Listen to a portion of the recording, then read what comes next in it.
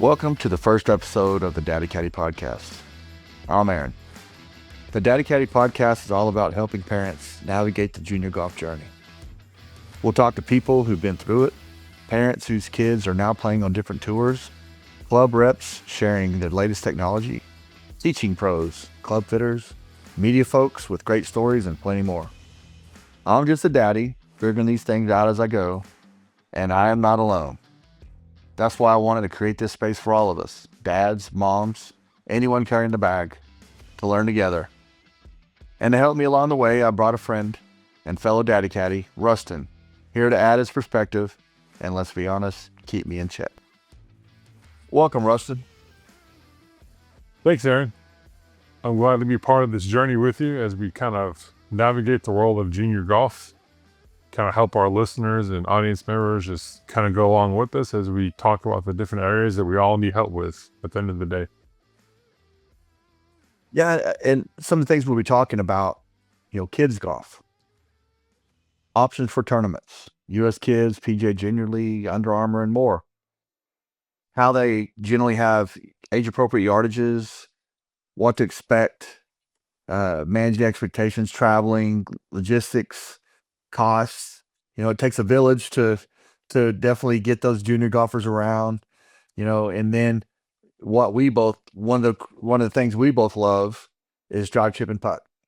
We both think that drive, chip, and putt is a great way to introduce kids who really might not have even set foot on a golf course, introduce them to the game of golf.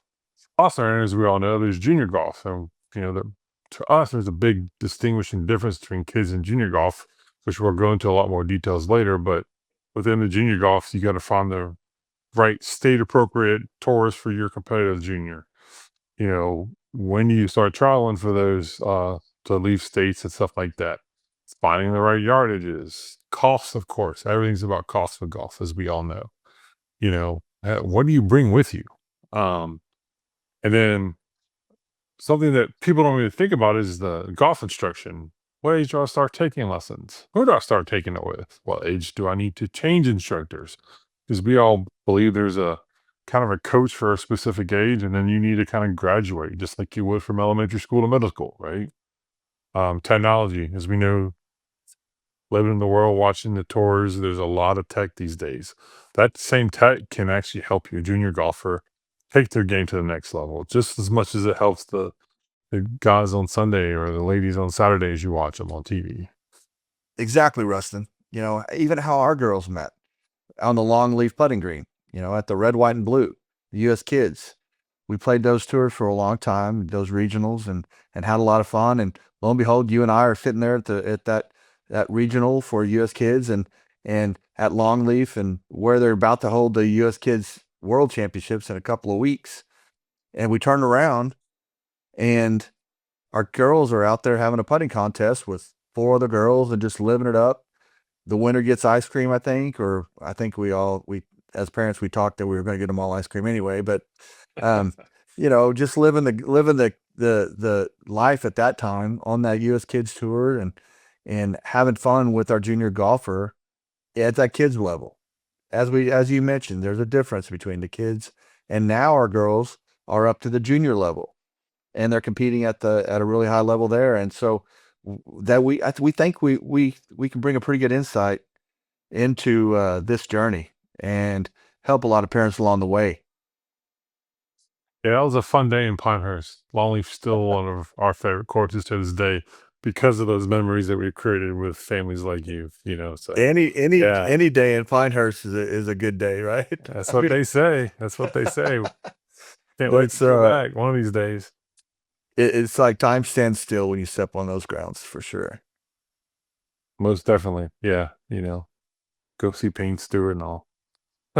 Oh yeah, I'm sure your daughter got the picture next to the Payne Stewart statue with him sticking his arm out and his leg.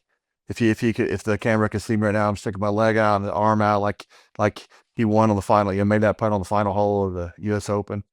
It's funny to go back and look at those pictures though, over time, how they either got better or worse. I'm not sure which, but Right. yeah, Well, and especially the growth, is kids grow, and you're like, wow, she got kids. Yes, All and they're right, definitely and you more really notice it there. right, and the pictures now are definitely under more scrutiny. After the picture's taken, then the camera's grabbed out of my hand. Oh, I need to look at that picture. Nope, that's not good enough. Let's take another one.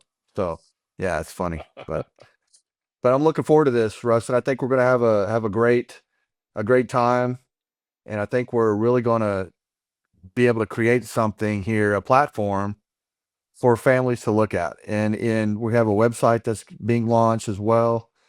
And it's going to be a forum, and Daddy Caddie's going to be able to talk to each other. And I think it's going to be a pretty good space to sit in for a while.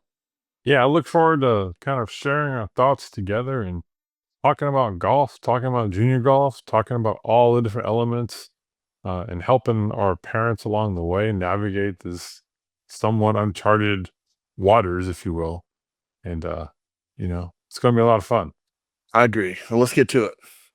Yeah, I love to differentiate between kids and junior golf. And what I want to do is kind of define that for everybody, at least how we're going to view it, right? So I always define kids golf as before age 12, before you start playing like what we call ranked events. And we'll get in that more down the road as we head this way. But really, kids golf is majority of it is you as kids. There's your PGA sections that have like 9 hole or even modified 5 holes in some locations. So when we say kids golf, we're talking about where you actually can have a caddy, where the kids are literally kids. They're not playing ranked stuff at that point. It's really about going out there with your kid, with a daughter or son, and just kind of enjoying that experience together, and a competitive, hopefully friendly environment. Yeah, we get to see how competitive our kids are, right? Kids, it's amazing that transition to where they are just out there having fun and hopefully enjoying our company. A lot of times, we might the caddy relationship isn't always the the roses, but it's always a great time, and I know that I always tried to at the end make it to where we were having a good time, and so it was it was always a lot of fun for me to try to go along, and then us for travel to fun tournaments.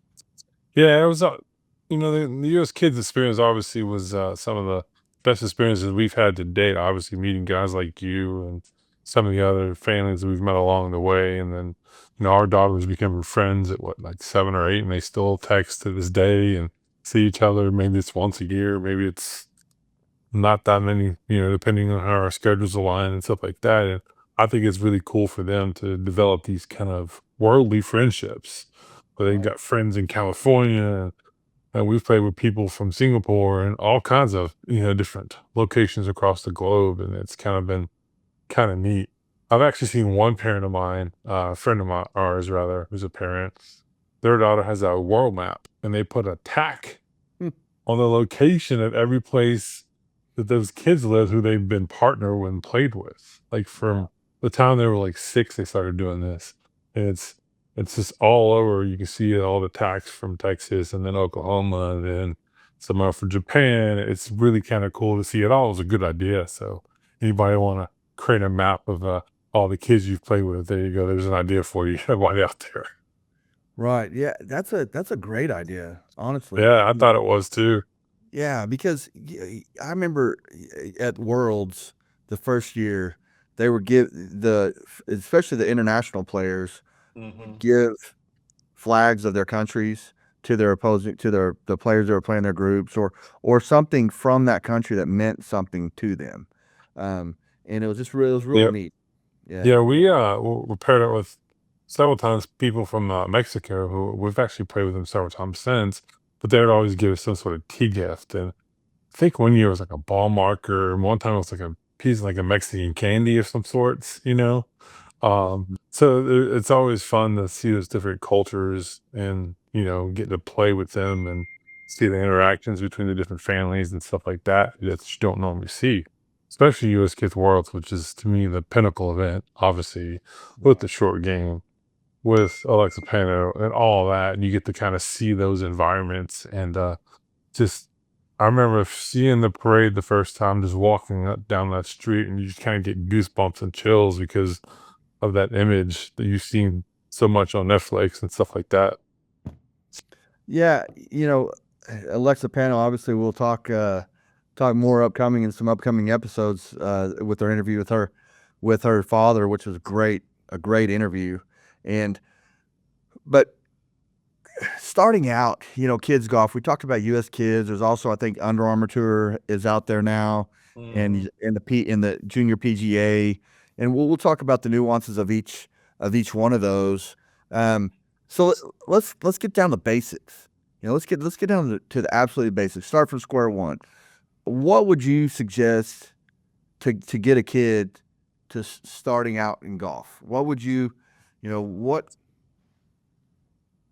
Maybe what we do, Aaron, is we tell our stories of how we got our kids into golf. Yeah, And maybe love that it. Yeah, translates to some of our people listening today. Like I don't mind going first. My daughter was always playing various sports. In the back of my mind, I always wanted her to play golf because I used to work at golf shops and I used to pick up range balls when I was in college to be able to play for free and stuff like that, right? right. And so my daughter was playing softball for a long time and she's pretty decent at it. Was on a few all-star teams and all that fun stuff. But she was talking about 4 and 5, so take it for what it's worth at that age. And then I just took her to the range one time randomly because I wanted to go, and then he kind of just hit a few shots, and I was like, okay, that's different. And so, we probably rushed into the tournament scene way too early. When well before she was ready, I probably would not recommend doing what we did. Oh, we swung her club twice at a range. Let's go play a tournament and see what this is about.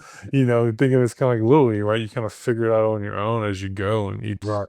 each day. But looking back, it was probably like, okay, we probably should have had a little bit more preparation or understand what we were getting into and things of that nature. But that's kind of how we kind of got shoved into it. And then a local friend of ours was on our softball team. He kind of joined us together. So we kind of had a friend going into it. And then they played together in all the events kind of along the way, and it kind of helped having somebody, hey, my friend's here, so it's fun, and then go eat dinner afterwards, all that those kind of things. But Right. that's kind of how we first kind of got kicked into it. um you know Even before we had coaches and things of that nature, we just had clubs and would swing and hit and rinse, rather repeat, and do the best you can. And you know you play your first 9 holes and shoot a whopping, what, 61 or 2, whatever it was. Mm, It's yeah. funny. That man, pretty similar trail for us. We Harlow started going out to the golf course with me. I love golf and grew up playing golf and started going to the golf course with me. I started her out putting out on the greens with me, and then got pretty good at putting. Then I gave her I think it was a wedge maybe to start chipping with, and then chipping. And then we kind of worked our way back from the green to the tee box, and it was just a lot of we had a lot of fun out there. The evenings where we play golf was just a lot of fun, and just we had just really good times together.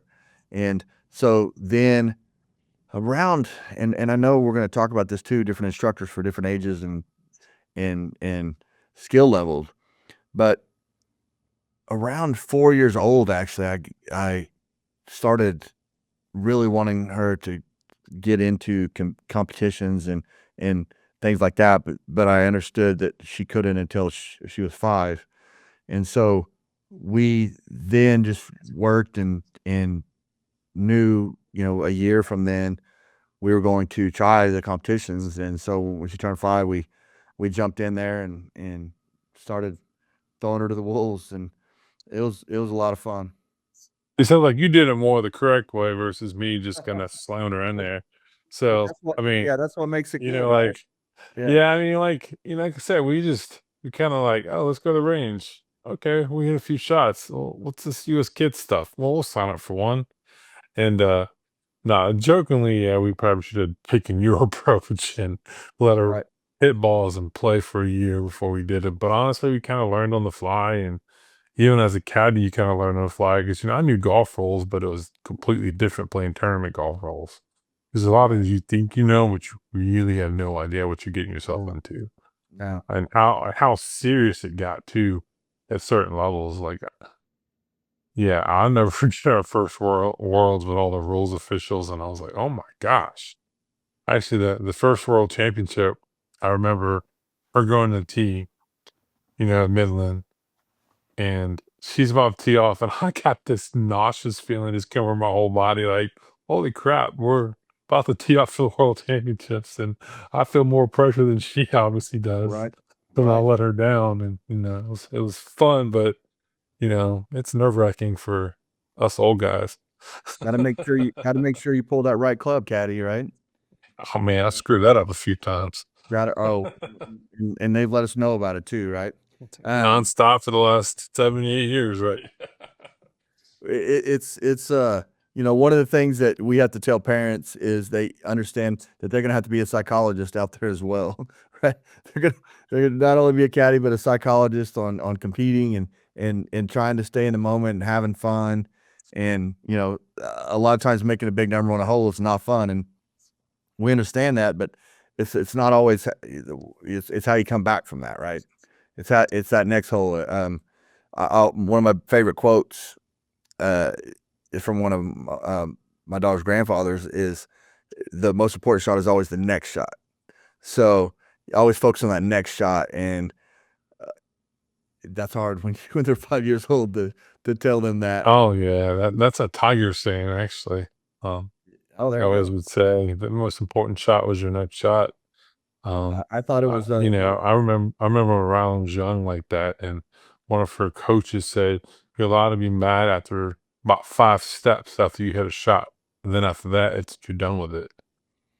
You know. Yeah, yeah, and a lot of times we're asking them to hit shots that we might not be able to, you know, Oh, and just to put that into perspective, it's a very interesting, managing expectations, right? Managing expectations is a key to telling them and trying to get through what they are expecting, I guess. And so, what? I think that's a good one. Managing expectations is something we probably can hit on more later in other episodes once we Yeah, dive into some data yeah, along the way.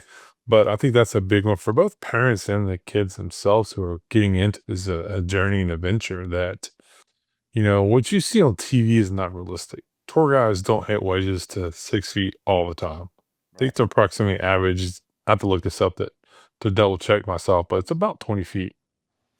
Yeah, That's yeah, not necessarily close, but you're seeing Tiger and Rory's of the world hit it to 3 feet, 4 feet, thinking that's normal.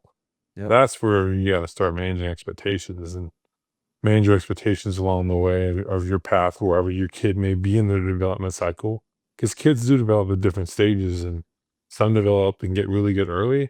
Some it takes them a few years before they're able to, shoot red numbers or par. Or maybe your goal's not even that. Maybe it's to break 50 on non-holes. So just go on the journey, have fun with it, and let their development cycle happen along the way. And then, as long as you're enjoying it, and then they'll keep coming back and wanting more and more. And then as they desire it, they'll work harder for it and results will come, you know.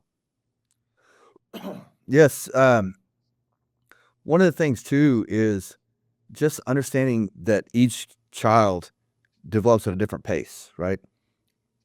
That your child, like you said, might be at that 50, 50 on 9 holes. There might be someone just beating the tar off of them, you know. But in a couple years, bodies are different, skill levels different. Excuse me. Practice is your how hard you practice is a big deal with that. And there's a lot of players that were young with us, and I'm sure you too, that were really good and kind of caught up with them and maybe even got past them now. And so yeah, it's Yeah, understand that as well. it's all different. I always like going back to, scoring and stuff. And and patience. And sometimes you just have to let it come. Because remember, my kiddo's sake, she would never really shoot under par. Never could do it. She shot even on her first worlds, which was kind of cool. um, and but I mean, it's like one of those things that, Aaron, you've obviously witnessed this firsthand with my kiddo, once that, like, that summer that I'm referring to, she shot under par at a local once, and then the floodgates opened. And that summer, she started shooting under par. And then obviously with you that one summer where she won the Texas State Invitational at the TPC, and it was kind of like you just gotta let the progression stuff kind of happen naturally. Because once they figure it out, it's like it just snaps and clicks that Right. they have the ability and the mindset to kind of do those kind of things. Um, you know, so yeah, patience is key. So just let's talk about the U.S. Kids Tour for a second. Mhm. Yeah, They have a spring and a fall tour, and then they leave the summer. Some some areas have summer tours, some don't. Um, there's also a winter tour. I don't know if you've yes, seen that. yes. It's in certain unique areas, obviously, where you can have the right climate for it. But yeah. Lucky for them, right? So I know we can look at those yardages, but it's really I always thought it was really neat that for the younger kids, they had par fours that are 150 or, really short, and those age appropriate yardages. And I'm not sure how they figure those up, but I just always thought that gave them a chance to, use wedges, right? Because a lot of Yeah. times, when I was growing up, I would play for the men's tees, and I was having to hit three woods and on every par four on the second shot, and that wasn't fun. That wasn't fun at all. I always liked the approach that you as kid took. And granted, my kid's always just physically bigger. And so she was always what seemed like always longer, but I don't really have anything to compare it to. Um, but that being said, it was definitely driver wedge or driver, even sometimes you get lucky and you drive the green. Like my daughter's first eagle came on a par four when she drove the green and made a putt, right? Just kind of those kind of things that make you as kids fun and exciting, because there are birdie opportunities and it makes them feel good and it builds their confidence playing, which is the Right, most important thing. And right, 90% of the reason that I put my kid in it is to build her self-esteem and build her confidence up and things like that. So I think when you're starting off with any sport, developing fundamentals and developing playing the right set of equipment, playing the right appropriate yardages. Because I mean, you can throw your kid out there and go, "Let's go play the ladies' tees. It's only 5,000 yards," and you drive it 115. Good luck with that. yeah, It's not fun with a kid shooting 10 shots to get to the green and whatever. There's pros and cons to both of those mentalities, right? But even Bryson on his channels always talks about, let's go play forward from the red tees and try to break 60. right, Obviously different level of skill, but the same concepts apply. Is that, even like Operation 36, I believe they have different yardages that they try to achieve. Even if it's 20 yards from the green, they're wanting you to tee off at the green and two putt, right? That's the yeah. intent. So I really love how U.S. Kids has approached their yardages and even the changes they've made over the years. And we would have actually shortened them in certain age groups. So when we started, when it was like, I think it was like 1,200 or 1,300 at seven, it's now like 1,100 yards, for an example. Like, it was like, where was that when we were there? Right. Especially at Worlds. Yeah, yeah. Jokes aside, Uh, Corey and those guys do a fantastic job over at US Kids. And, you know, those what they have to deal with setting up those tournaments and how they come up with that, I have no idea. I mean, I know they have the data and the TrackMan data to support what they do, and it's really, really good. And the leadership they have over there with the Van Horns, it's incredible. And so, how they set those courses up, I think, really, really um, helps the kids develop at the age appropriate stuff.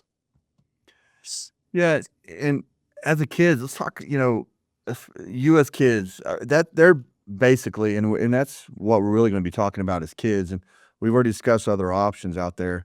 The junior PGA, I think, is a great option from a club standpoint because you can join up and play a scramble with your teammate, and that's a lot of fun.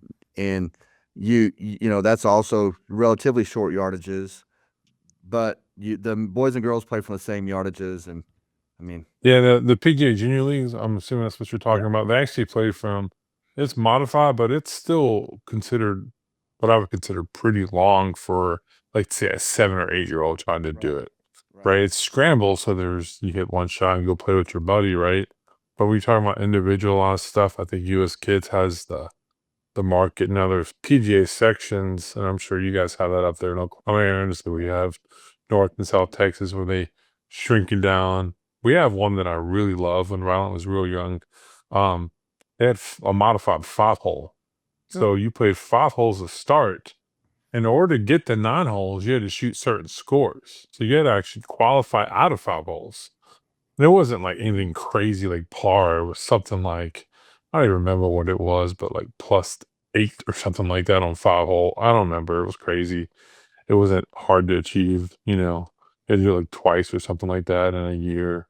Um, but I like that because it was fast, right? So it's something you can do like an hour and a half and right. go out there and do with your, 6, 7-year-old, and you kind of get some reps in, and learned along the way and learn how to score again. I think that's an important skill that sometimes people overlook is just go play, but sometimes you really need to work on certain things in certain tournaments with certain yardages.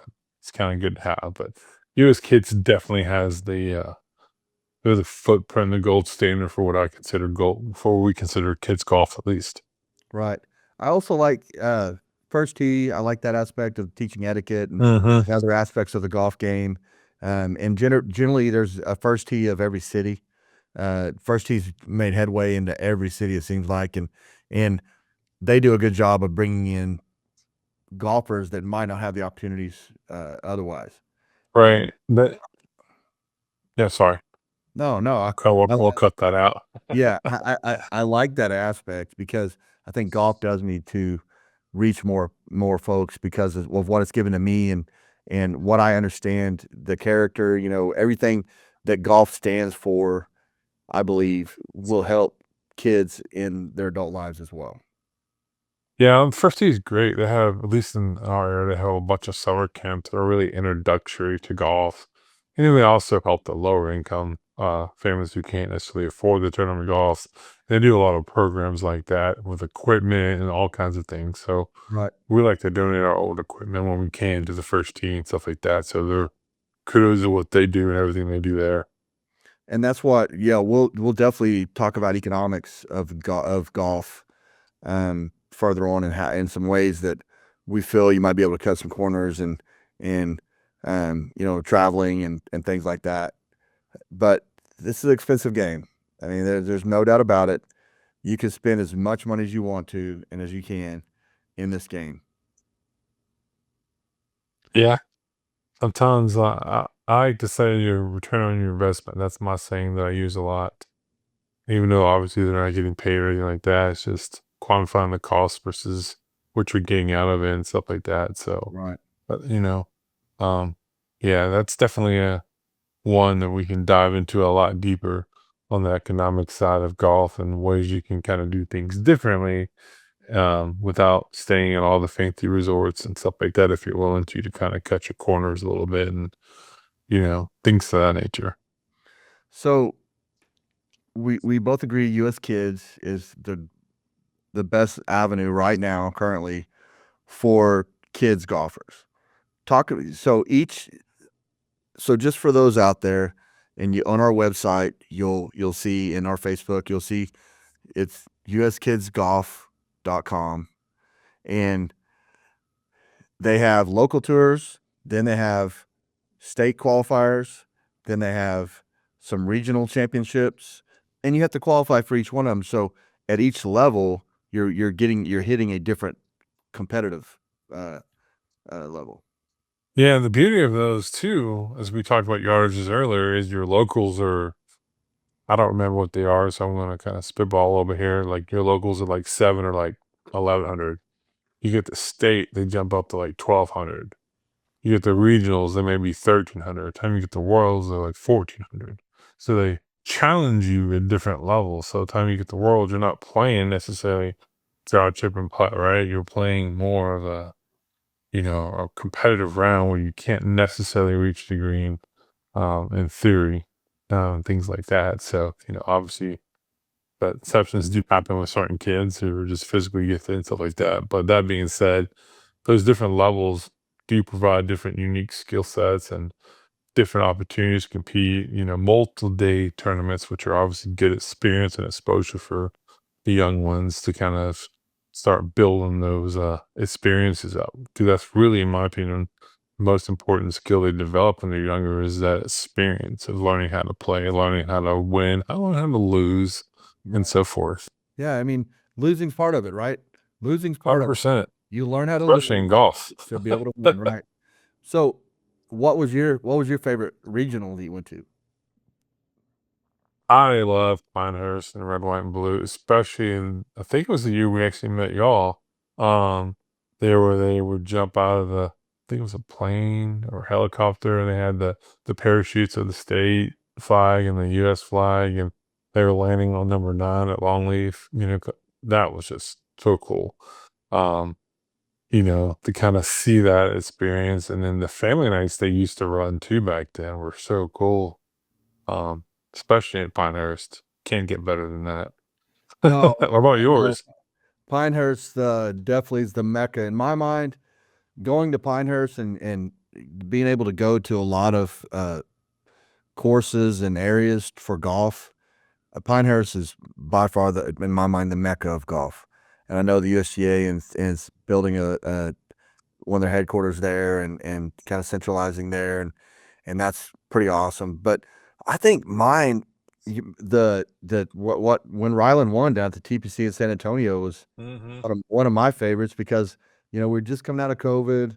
We might have still been in COVID. Yeah, we were in code. That was the summer of 2020. Yeah. Yeah, and you had that resort right there, the pool, the really nice rooms, the all the water park right there attached to it, and I think Harlow shot a good round that first day, and then hit the pool for the rest of the day for like 5 straight hours, and was really kind of lethargic the next day. It wasn't. It was, but those are the things you just had so much fun, and I remember.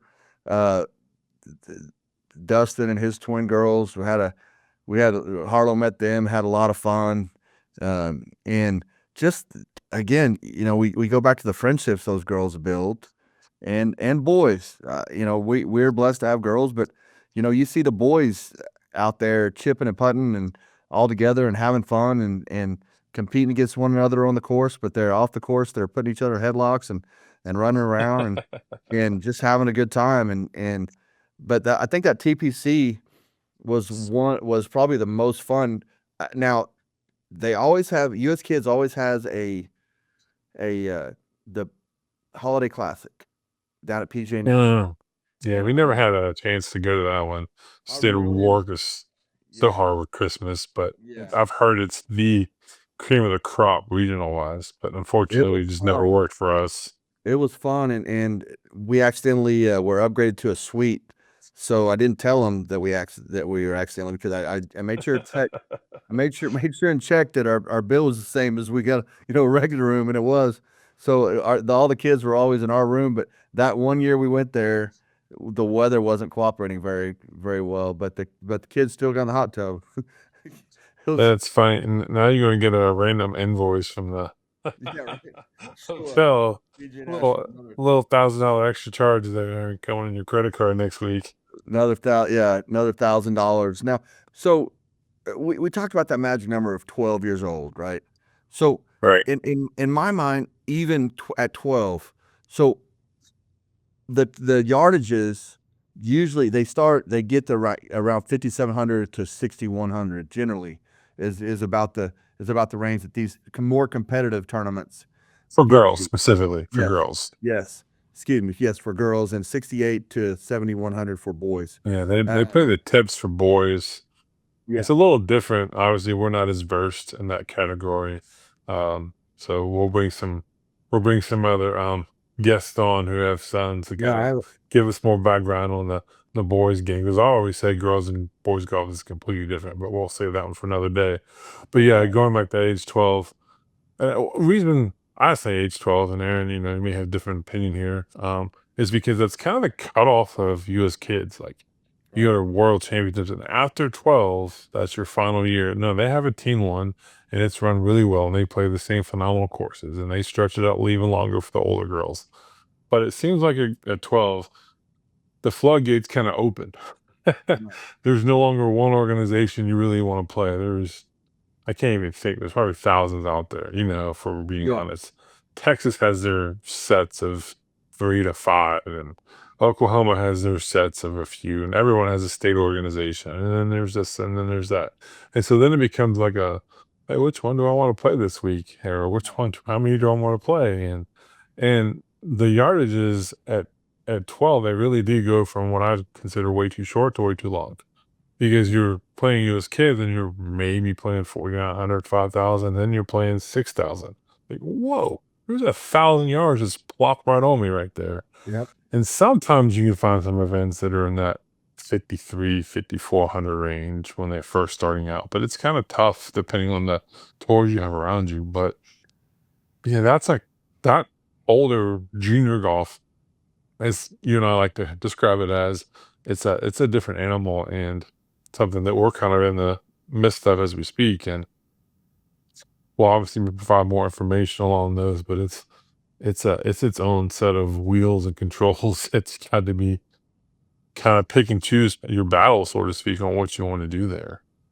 And we're gonna have links to all of those organizations on the website, the daddycaddypodcast.com. And so parents will be able to log on to there and look at all the links. But you're absolutely right. And that's the beautiful thing about what a lot of these organizations are doing is offering a tournament for maybe a golfer that's not quite ready to play those longer yardages, or to play in as competitive of an event, meaning, the boys are going to be shooting, 5, 6 under par over a couple of day tournament. The girls, 1 or 2 under or more, even sometimes on their tournament. So you might not, if you're shooting mid 80s, then you might want to start over here on this other tour, because it's a little more ready, I guess, for your child from a distance standpoint, from a competition standpoint. And so I think that's the good thing of what junior golf's doing these days is after that 12-year-old, you can kind of look at how far they're hitting their driver. You can look at, just their score overall in general and kind of see what slot they need to fit in, right?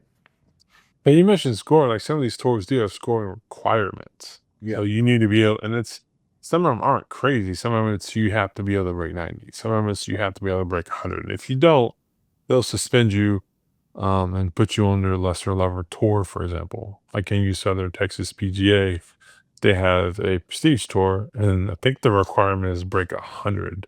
And if you don't, I think you can do it like 3 times, and then after that, they'll send you back down to the junior tour, and then they require you to break 85 in order to come back. I think it's twice, but I have to double check. But just to give you a gist, right? There's other tours that have similar scoring requirements. Yeah. And again, like you're saying, there's lesser tours or lesser competitive, or in some cases, kids who don't want to play college golf, they have tours designed around just playing high school golf, and they're 9 holes shorter. Obviously, the scores are a little higher. The pace of play is probably a little bad there, just because of the level of competition is different. But there is an avenue for you. So depending on what your kids' goals are, depending on what they want to accomplish, you can find a place for them to play competitively, and or just go hang out with friends and play. Right. Right. And I want to tell everybody out there that's going to be watching, you can ask us questions. You can email myself, Aaron, at the daddycaddypodcast.com, or Rustin at the daddycaddypodcast.com, to ask us questions and maybe topics on further episodes that we could bring up. Because again, we're not going to we're daddy caddies. We're not professionals. We're also learning as we go. So for you Ladies and gentlemen out there, we want you to ask us questions. We will know most of the answers. If we don't, we can find it out real quick because we have really good resources, as you'll see coming up in more episodes that with the guests we're going to have. We're going to talk about a lot of subjects. And so ask us questions. Yeah, we encourage you to. So it'd be really good.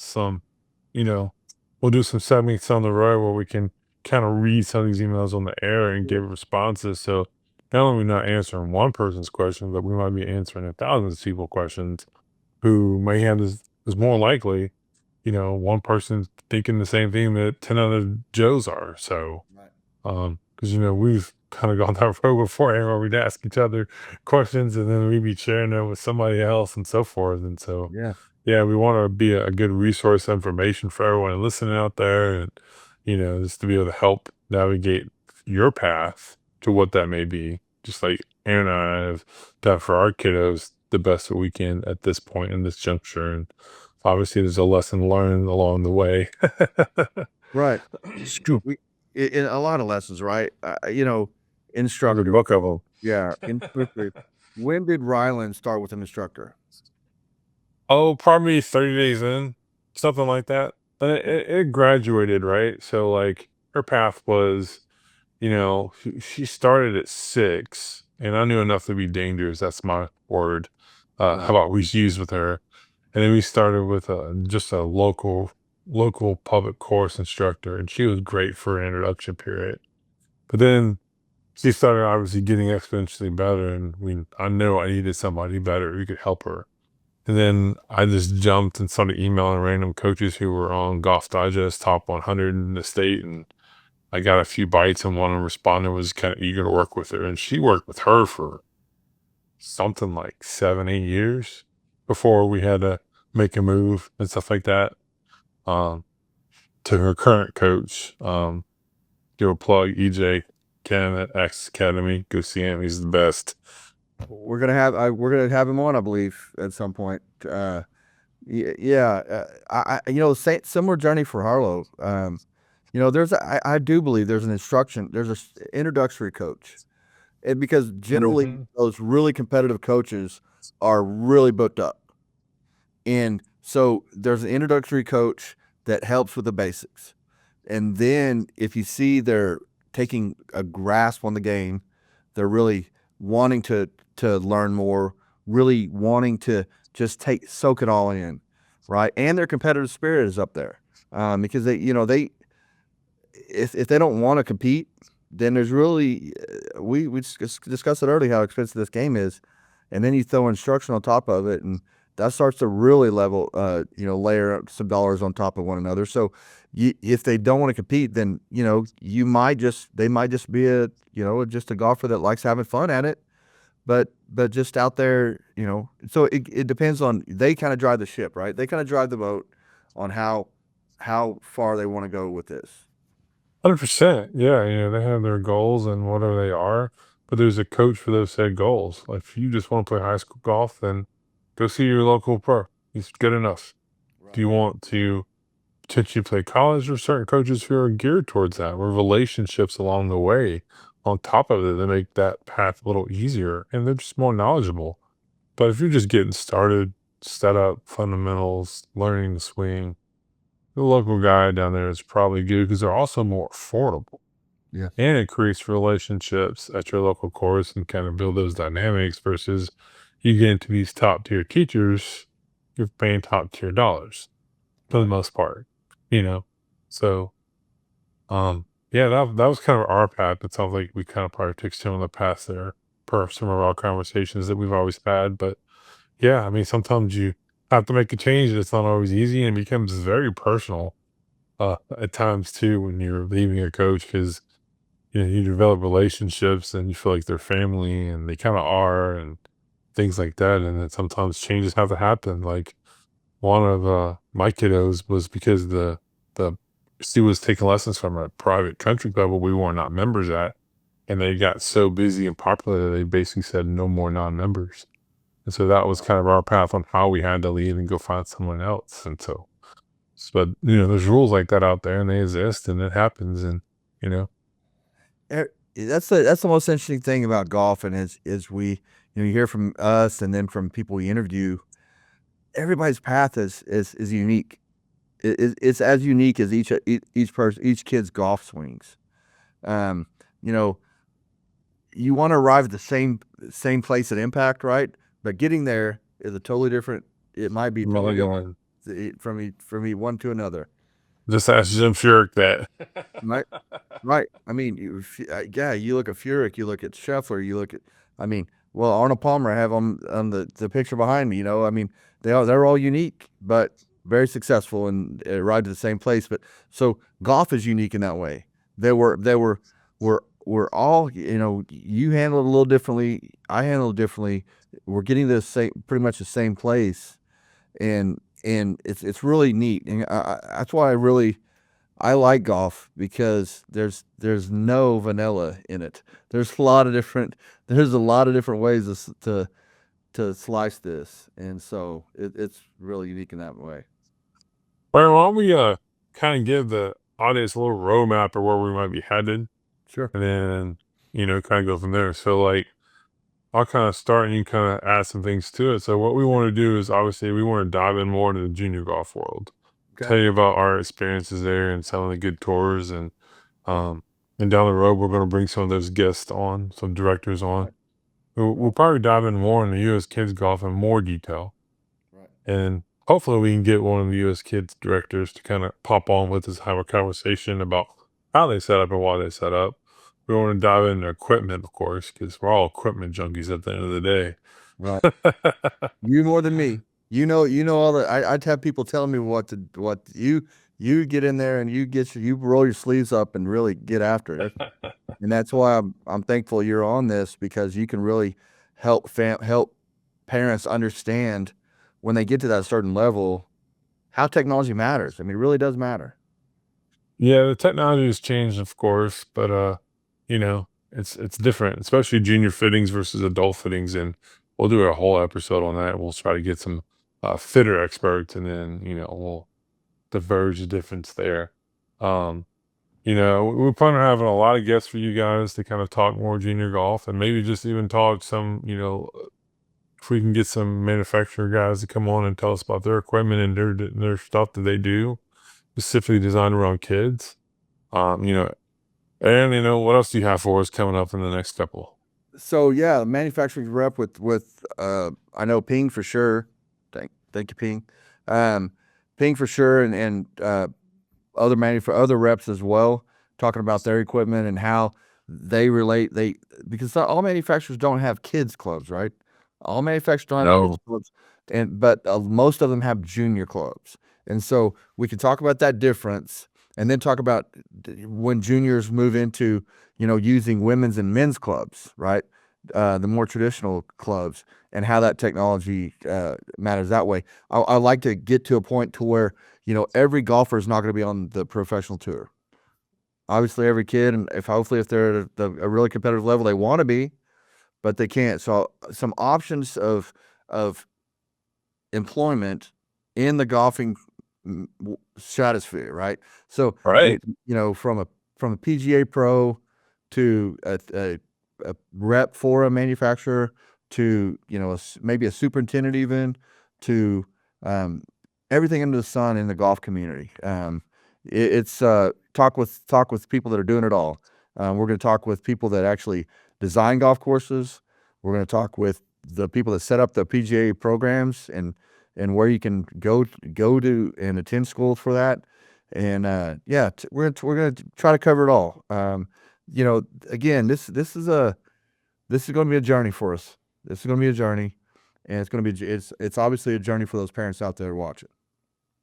Yeah, we're glad that everybody's going to come for this ride with us as we kind of just sit there and talk shop a little bit about golf, and more specifically junior and kids golf. That's what we're about, and we want to make everybody's avenue easier. And sometimes you may not agree with us, and that's cool. Let us know what we're saying wrong, and let's have a chat about it. We'll bring you on, and we can have a nice friendly dialogue about differences of opinions. 'Cause Right. everybody's going to have them. So Yeah, and man, there's just so many things that we're going to talk about. I'm going to just thoroughly enjoy it and thoroughly enjoy looking at emails. Again, Aaron at the Daddy Caddie Podcast, Rustin at the Daddy Caddie Podcast.com. And you can reach us both, email us both, and we'll be able to correspond with you and probably bring up those questions and answers in future episodes, because the only way this succeeds is if you're interacting with us and you're liking and watching and all that sort of stuff on all our social media. But we appreciate everybody out there watching, and hopefully this is educational, because the genesis of this was just getting questions from other moms and dads on how to do certain things in the golf world, in the junior golf world, and kids golf world.